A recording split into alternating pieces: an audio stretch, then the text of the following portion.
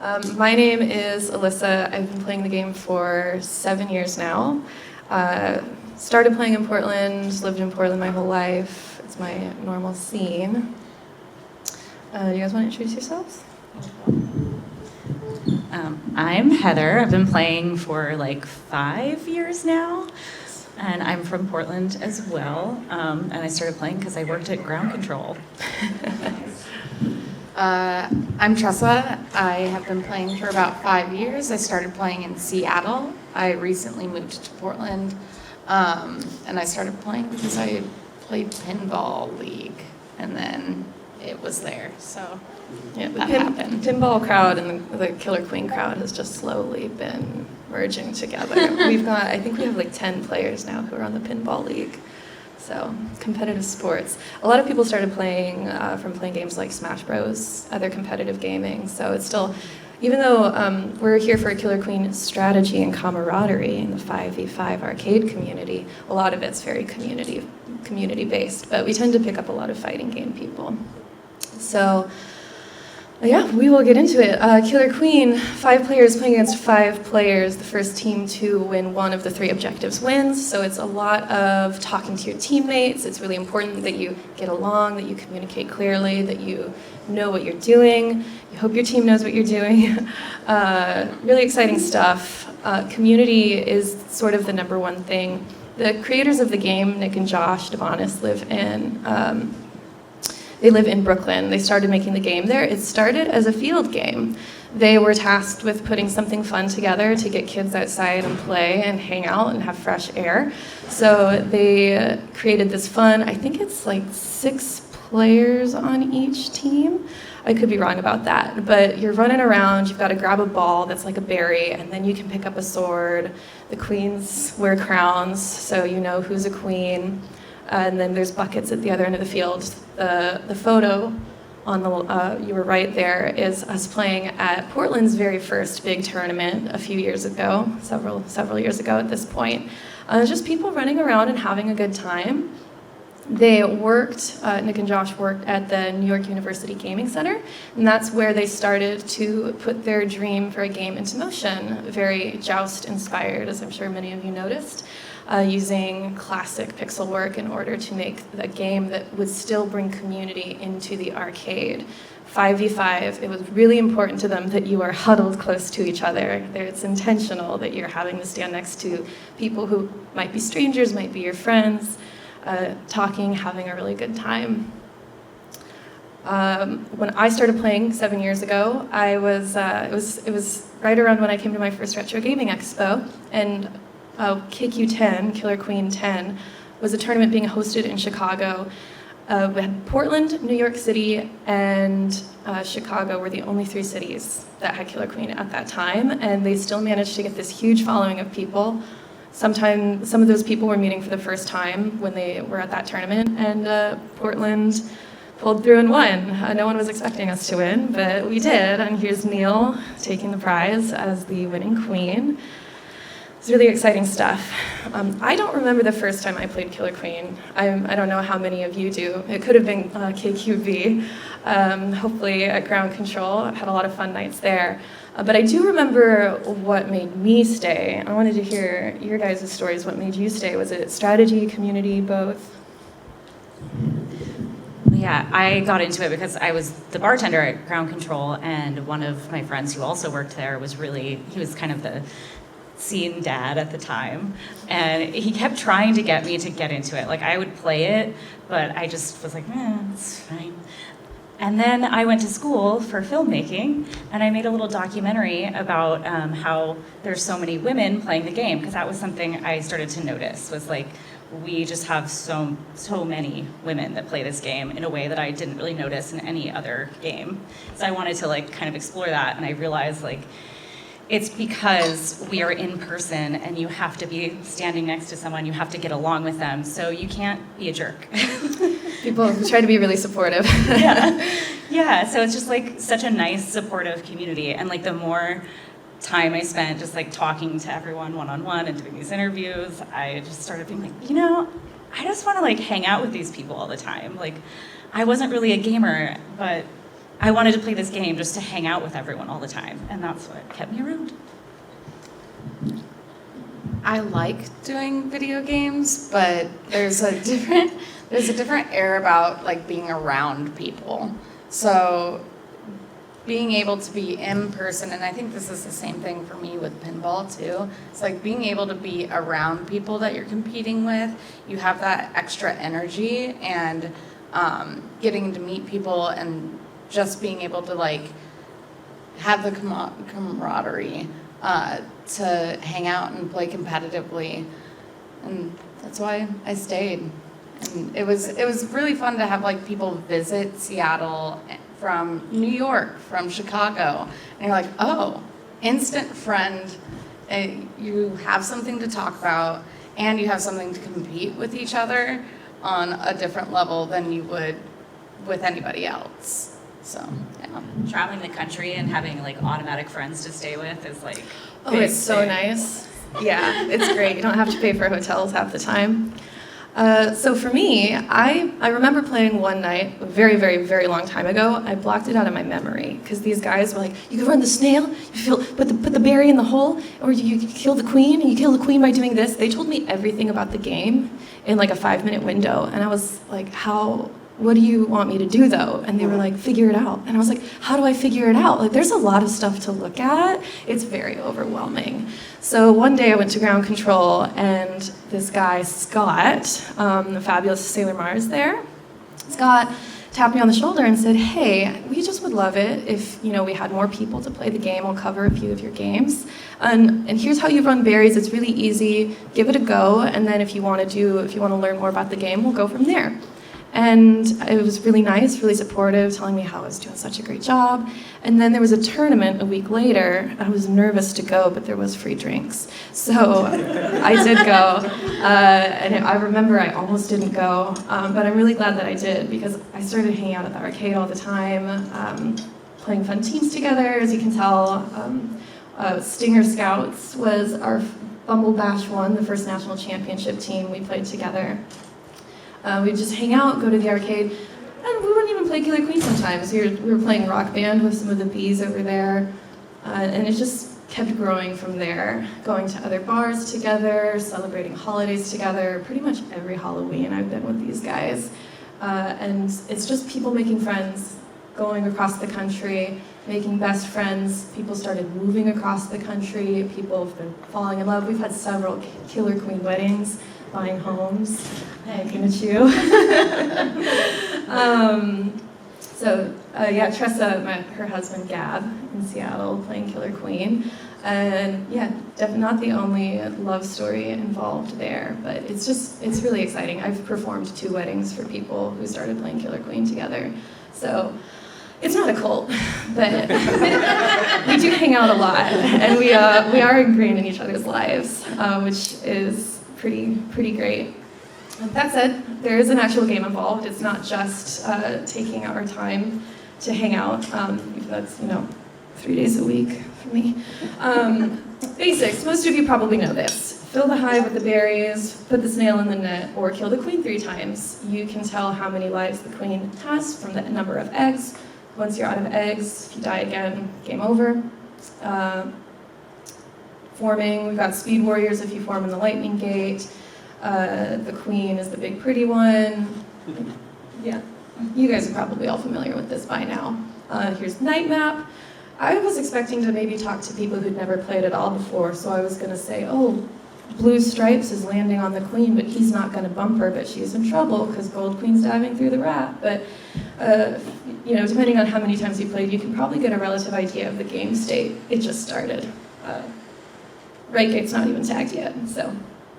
How to form, once again, pretty basic overview. It's the queen's job to tag the gates. I'll point that out. So anytime the queen flies over it, that will claim the gate, with some exceptions. I've got a cute slide to show you later on. By 2019, we had Bumble Bash 4, and there was over 250 contestants from all across the country. I don't even know how many cities have this game. I think it's like 80 cities have the game. I stopped keeping track after North Carolina got it. yeah, just everyone there having a really great time. Some of these people have been playing since 2013 when New York got it, which is just absolutely insane. We're coming on almost 10 years of this game, and for people who've been there for the whole time, that's really special. I mean, that's like going to high school and college with somebody. You've got to really like people to be hanging around them that long. So what do you do when you have 250 nerds who are obsessed with a game? You mess around with it. And this is a big part of how Killer Queen became what it is now. There's things about the game that the developers had no idea were part of the game when they started. And some of that is just Blue Queen. I was texting and I wasn't looking, and someone tagged the gate without killing me, and I looked up and it was gold. So I just was walking back and forth. And so now we know the exact size of the hitbox for the gate, so you know exactly where to touch it if you want to tag it. You don't have to land on the ground to tag it, which can be really useful if you're trying to fly more effectively throughout the zone. The middle GIF here is just some workers messing around. I don't have an explanation for why gold stripes can get into the gate. Someone else in the community might. But these are the kinds of things that when we find these moments, we can spend an hour talking about them in Discord. Because of that, we've just learned so much about the game, and that all contributes to strategy. This last slide with the snail going in, I just call this hubris. If all 5 characters are in the panel frame when the game ends, you get a family portrait. And the Gold Queen knew exactly the right time to go get a team wipe and just took all of the gold team out, or all of the blue team out. And that's like precious snail seconds. Clearing the whole team there, they're gonna get that snail back at least past like the end of that ledge, the ledge. So yeah, blue team almost won, and they lost their chance there. So yeah, you cannot be too overly confident when you play the game. That's why most people think going for the family portrait is a little rude. Yeah, yeah. It's a big risk to take in tournaments. This is the single most valuable section of the game that I've ever found, because this has pretty much every single piece of basic tech. If you want to get good at the game, you want to be successfully carrying out several things that you're seeing here. But do you guys want to talk about any of them? You want to talk about sticking, scraping, bumping? Bumping. One of you, Tressa, you gotta talk about bumping. So, being at these, since you have 5 different players, each player ends up being a different role to at least start the game. I am typically someone who is riding the snail, and even though we call like speed or getting a warrior upgrades, you have so much power as a drone. As you can see here, they save their warrior. The blue drone saves their blue warrior a few times by bumping the gold warrior. Or maybe that slipped. Yeah. But yeah, and when you jump off of the snail, there's just so many micro movements that you can do by just doing one little hit, and you don't necessarily need to have an upgrade to do them. And then you can see like the berry. Yeah. I want to talk about berry. So Gold Stripes here does an insane job. I gotta say, it's probably a little bit lucky that they go over the blue worker, because there's just enough space there, and they really jumped off at exactly the right time to glide over the blue worker's head. But then blue worker gets killed, and the berry flies in between those 2 warriors, and that's dangerous. If there's a berry between 2 players, we learned after doing it time and time again, you just have to stop moving the stick. If a berry's in your way and you run into it, the berry curves, the physics curves, and you can see it happening in the berry bonus map. You can walk across the berry and watch it turn. It's really fun. So they stop moving. Because the 2 warriors both stop moving, neither of them dies. Usually if a berry is in the way, it's pretty likely that someone's going to die. So excellent work from that. Both workers do a really good job, but Gold Stripes really nails it. The other thing that happens is when Blue Checks comes into the tunnel here, Gold Stripes goes for the kill, but another blue team player comes into the tunnel. That's called a pinch. This is where the teamwork really shines through, because you want to be keeping an eye on your teammates. You want to go help them out. So Blue Abs, depending on what's going on in the rest of the map, Blue Abs did the right thing going in there for the pinch.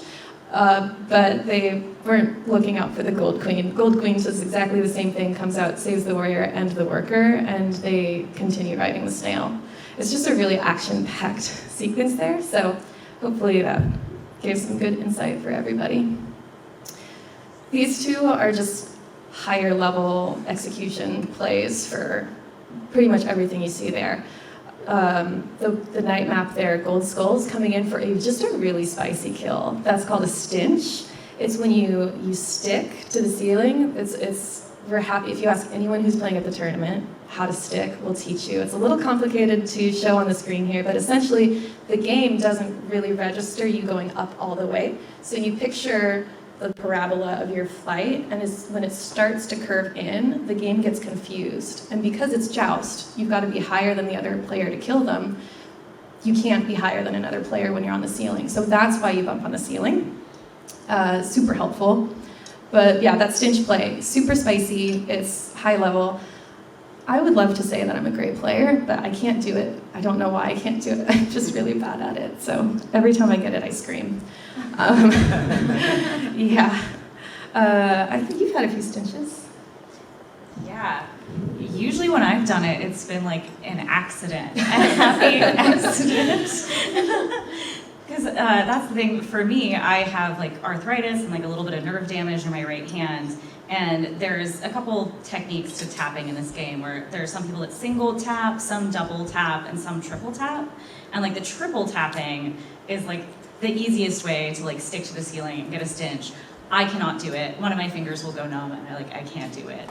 So I'm usually just single tapping and like hoping for the best. And anytime I've done it, it's just been like, whoa, miracle. I also single tap, but that's because I like to do my nails, and to double tap, it's pretty aggressive on the nails. So you can still be a really good player. One of the top queens, Dylan Lee, is a single tapper. So single tapping is not bad. It's just sometimes some of the tech is a little bit harder. Just takes more practice. It took me a really long time to figure out how to do certain things, but just you practice can get there. 3 nights a week. It's not that hard. That said, you don't have to practice 3 times a week to be good at the game. So that's a lot of the work we've done is just getting into the community. Just here's like a nice sweet little picture of Portland coming back from the pandemic. Still going strong. We had Discord servers, we were still playing games together.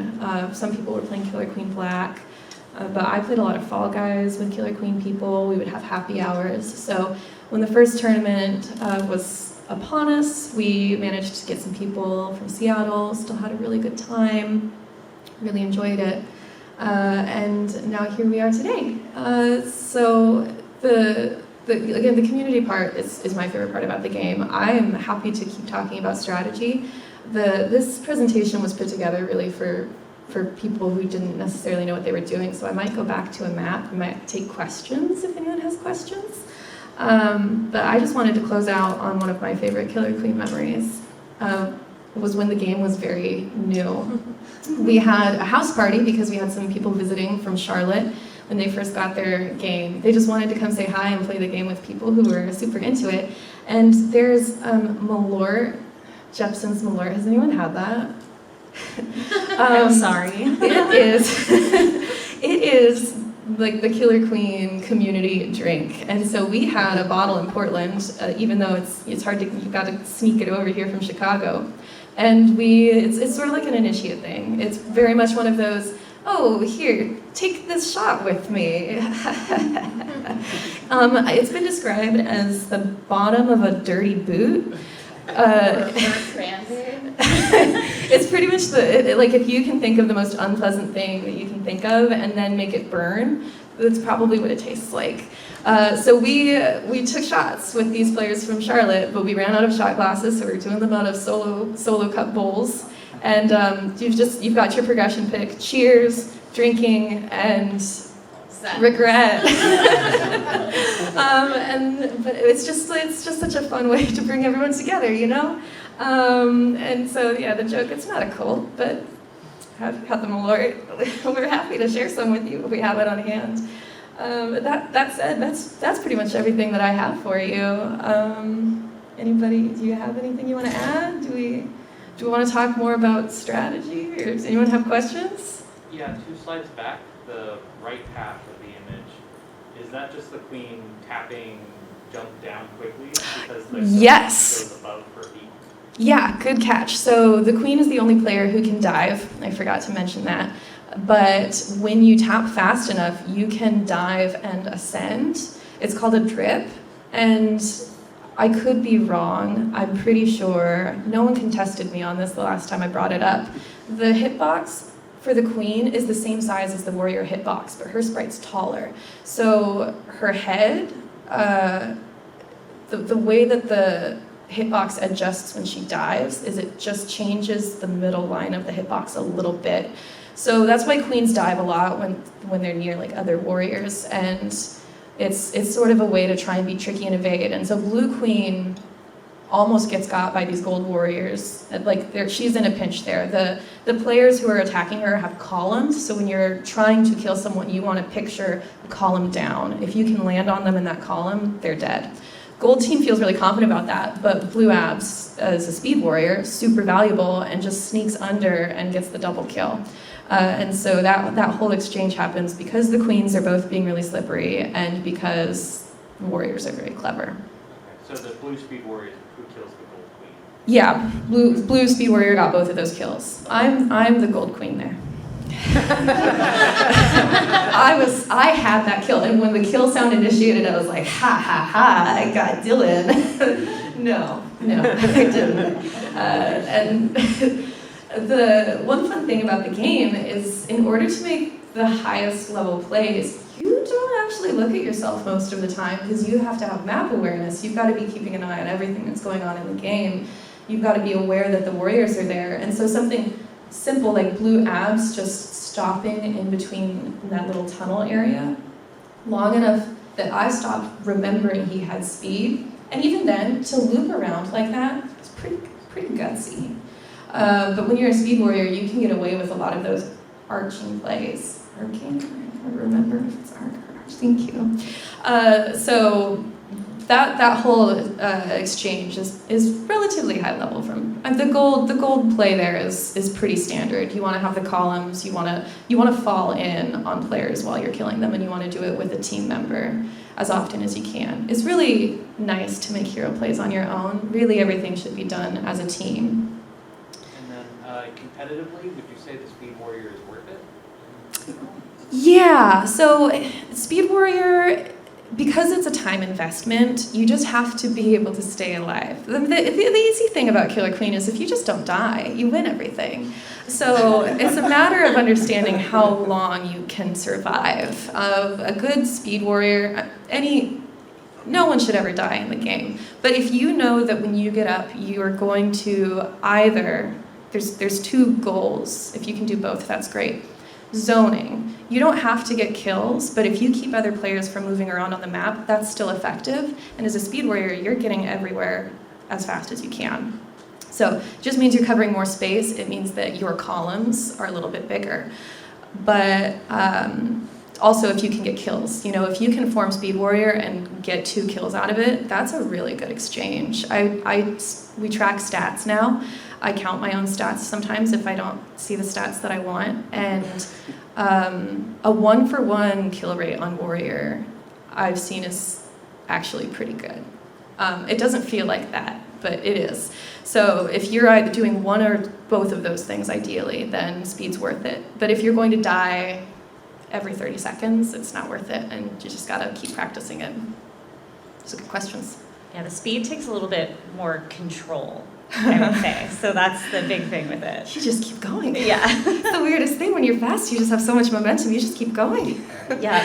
I've definitely had it happen where, like, when you get a kill, you just ricochet off their head sometimes in a way that you might not expect. So that's the tough part. Kind of entertaining them. And as a speed worker, yesterday I was a speed worker, and I was ledge guarding by bouncing out people as they came into the night hive, and they just fly.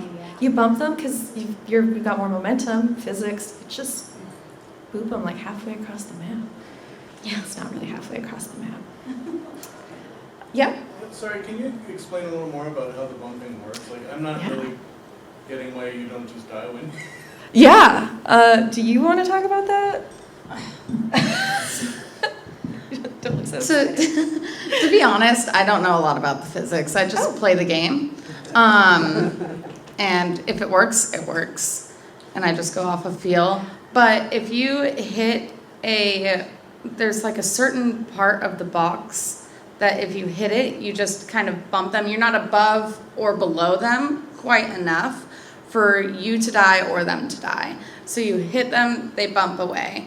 Alyssa, I know you know more about physics, so. So, because again, you've got to be facing the player and above them when you kill them, and that works for workers too. So I view the hitbox as a quadrant, and that's true for everybody. So if the worker, well, here the bump is working because the worker is also sticking. I should start with that. So even though they're just a worker, they're still, the warrior's not above them. They're hitting halfway at the hitbox. So he's not above the worker. It's still something that you can do. You can bounce warriors in the game, but you have to be really careful. When you do enter their kill zone for the hitbox, it will kill you, but you can land on their heads. It's really fun. And you can bounce off of them. I've seen people run berries by landing on a warrior and jumping off their heads. Yeah, it's really hard to do. On a night map, I've jumped past 2 speed warriors on their heads. Nice. It's like you're playing most extreme elimination. Yeah. My favorite thing to do is like if you can get directly on top of the queen's head as a little drone, sometimes you can just stay there and you can just keep bouncing on her head and she cannot go anywhere. And if she's dropping taps, she's going down. Yeah. It's great. Hate it as a queen, really. Does that help a little bit? Yeah. Cool. Yeah, and it is the kind of thing like with Tressa, if you just keep trying, some people count their taps, they know all of the little physics mechanics, but you get the feel of it. A lot of the game I play by feel, again, because I single tap. So the same thing with the workers. And that's exactly what's going on with Gold Stripes. They've got a really good read on it. So, anything else? Yeah? Never played. I'm gonna play. Great. What's the, I guess, average game length and what's the most common win condition in your experience? Most common is military. Part of that is because berries and snail are used as pressure for the queen. So if the snail is in the enemy basket, the queen's got to rush to clear it out, because if you're gonna lose by the snail, it's worth risking your life. So there's that kind of pressure. The other thing is everybody is a tryhard and just likes to kill. So you get a lot of people just focusing on the queen. That's probably going to be a lot of that. The game length is harder. When I am scheduling, I allot 5 minutes per game. Most games are probably 3 minutes, but there have been, I know for sure there's been an 18-minute game in a tournament, and I want to say there's been a 30-minute game in a tournament. I played an over 20-minute game. It went into famine twice. So that's when you run out of berries. It used to be like you wouldn't get them back, but now you have 90 seconds of there being no berries, and then they come back. So we had that 90 seconds, and we ran out of berries again, and did it again. Yeah. So it can be very long, but most of them are not like that. And there's some players, some teams that are prone to hitting famine. There's some queens who play really safely, and their warriors are, everyone's making a lot of kills on each other, and so some queens, I just know when I play against Amandra or Brian Lee, I'm probably going to famine, especially on night map. Brian Lee. So those games can just be really long. There's also situations on night map, I think on dusk as well. You can't see it here. I'm going to use this as an example. So in the hive, there's those breaks between the middle pillar. Those are so berries can go through. It's really fun to get a kick in through there. But what can happen if you're not careful, the workers can run under there. They can't run under there. Why did I know how to play the game. So a berry can land just in the middle, and the workers can't reach the berry when it's there. So if that happens, that's what we call a classic famine, and that goes back to if you run out of berries, the game doesn't process, it doesn't know that a berry is stuck there, so it can just go indefinitely, and it's really exhausting, because if you have stubborn queens, they're not going to die, they're not going to take the risk, or maybe they're just going to try and get the snail in, but with 3 workers eating the snail over and over and over again, that's like a 5-minute snail ride. So sometimes I say it's not worth it and I just die. Not in a tournament, of course, but yeah, of course. Do you have a question? Yeah, we've never played before. We just Welcome. saw it for the first time yesterday when we were walking around. And one of the things that I saw, I guess it's on the map where the waterfalls are. I don't know which one that was. I'm sorry. Night map. Yeah, I think it was that one. We saw a queen bounce a berry on her head up and then back in to go into Nice. the hive. And I just kind of was like, I mean, I love competitive game, and I know Mm-hmm. effort that would take. Yes. How often is that strategy actually used? Because that was a lot of work. Well, if you're Jess all the time. There's people who practice that kind of thing. There's certain people in the game, because we do get super nerdy about this and talk for an hour about where the hitbox of the gate is. There is also that about berries. So some people know exactly where, especially on this map, because it is so open and there's so many wraps with the waterfalls or vertical wraps. And you have, people will know if you kick a berry from this spot, it will land here, or this will be the trajectory of it. So there's this fun play of, let's try to kick a berry in, or if you have all of these free berries around, I call them free berries because they're not stuck to a pile. They are mobile, they're more like a soccer ball than they are you're picking it up and taking it back. But it's really fun to like see where you can kick that, and there are some specific players who can do that. Watch Blue Queen here. This is one of the coolest things I've ever seen. Watch that berry. and another berry got taken out at the last second. I almost put that in the slide. Good catch. Yeah. I know people who will practice kicking berries from the bottom of Dusk Map for like an hour, just from time to time, just because. It's like a fun bonus in Yeah. the game. It's like not necessary, but if you can also do that. Yeah, and there is, I don't know if you saw, there's a bonus map that's just one big berry, and that's pretty much that on a bigger scale. So the berry is huge. It's the same hive size roughly, and it takes up most of the hive. So you've got to fly around, and everyone's always a warrior, and it's just Rocket League. Just kicking that one berry in. Yeah, I call it, some people call it meatball map. But you had another question? How important is it in competitive play for gate control to like lock out all of this? It's pretty big.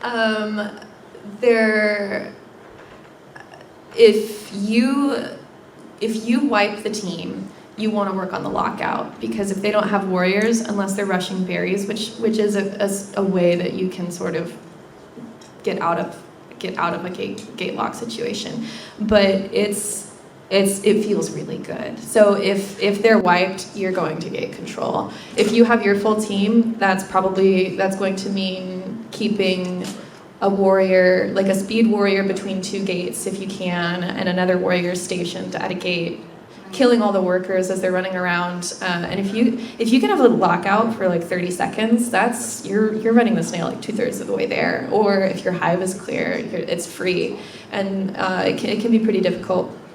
I will say there's a difference between doing like a warrior gate lockout versus like a full lockout. A lot of queens will tag all of the winged gates, but leave the speed gates, and that can drastically change your full lockout. The speed gates they'll have like 4 speed run, like little bears running around. And if they get 1 speed warrior up, that's way more valuable than just having 1 vanilla warrior. Yeah, when a speed warrior comes up, I usually abandon the lockout, unless we can kill him right away. Oh, and one more thing I would say about that is if you look, if you're going to watch our tournament games, we have the Hive Mind overlay, and you'll notice that one of the things at the end, it says the gate control percentage. So each team, how often they tagged the gates, basically. And if you look, like usually it's whoever spent the most time having gates wins the game.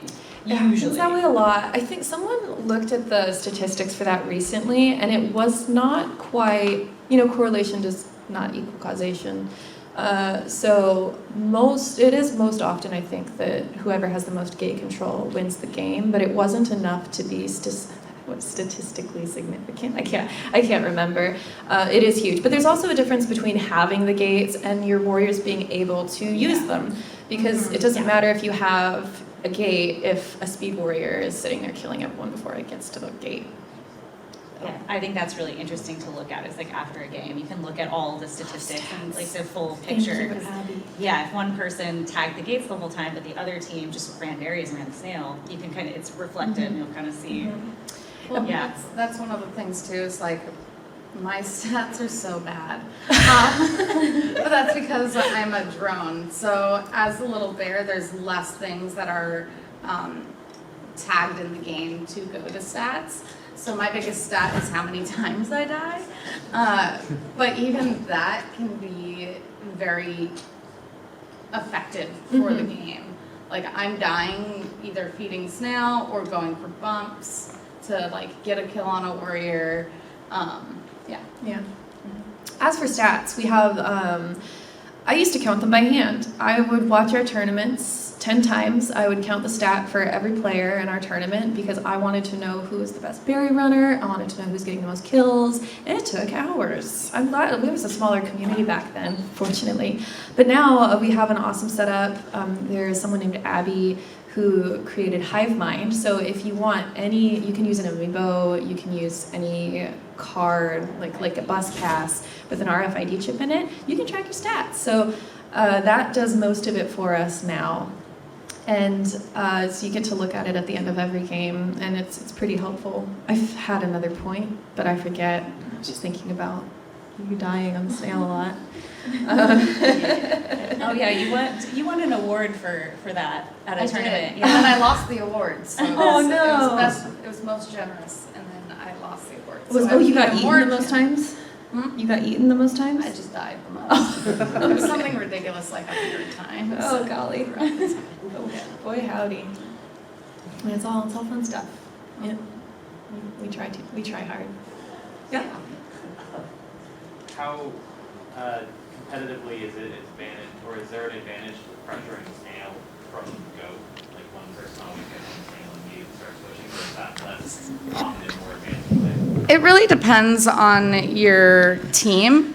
The open is something that every team discusses, and if you biff your open, then that could cost you the entire game. And most of the time, doing a bump and denying one of their warriors getting up is worth it to not having that few seconds on snail. Or if you go full military on on a map like day map, you have so much time on the snail where it's very even. That entire tunnel, do we have a day map? Yeah, sorry. That entire tunnel at the bottom of the screen is basically neutral. It's different on a dusk map or a night map because once you get off of the rope on a night map, then it's now in your court. So in that case, I would go straight to snail versus on a night map or on the day map, you can have more time. Yeah, and about opens, I like bumping for the open because it's fun to be a nuisance and it's fun to annoy your team and the other team. Daymap has a lot of different variations depending on your team's strengths and the other team's strengths. Sometimes I don't care if they get their team up, and I'd rather have the early snail lead because I feel confident I can kill their warriors out of the open.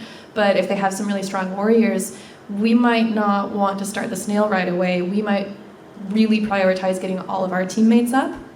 There's on Daymap, My favorite thing to do as a worker, I haven't done it in a tournament because I haven't been a worker in a tournament in 5 years, but you can send, when the game countdown starts, there's that line that keeps you from going around the rest of the map. If you wait, I have a point? Yes. If you wait right here, and then the line disappears, you start to fall, you can cut straight across. And if they don't send someone to middle, or if you have extra help in the middle, you can keep running here and you can, oopsies, you can disrupt their safe speed warrior here. And that's the gate that typically the team counts on getting a warrior up there no problem, because to disrupt it really does take resources. Like the queen can go try and disrupt it, but then you lose your safe gate. You know, it's a little bit of like rock, paper, scissors here, but bumping there is really fun. It kind of annoys them.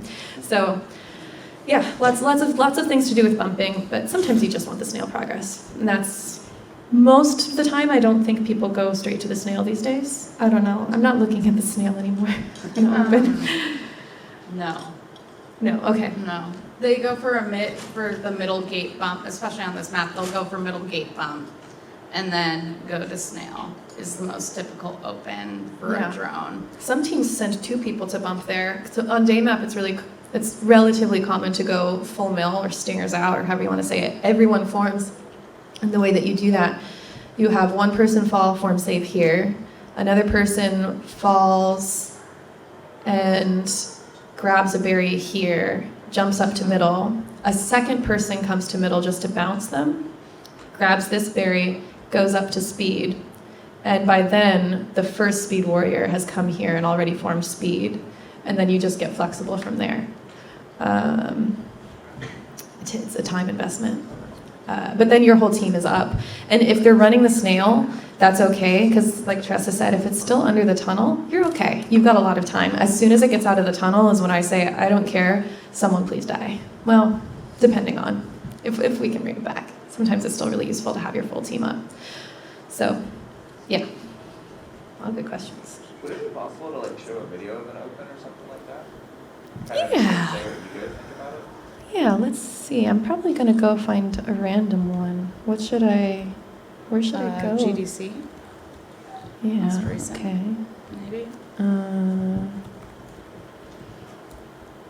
Oh, we only have 2 minutes. Yeah. We're going to go really fast.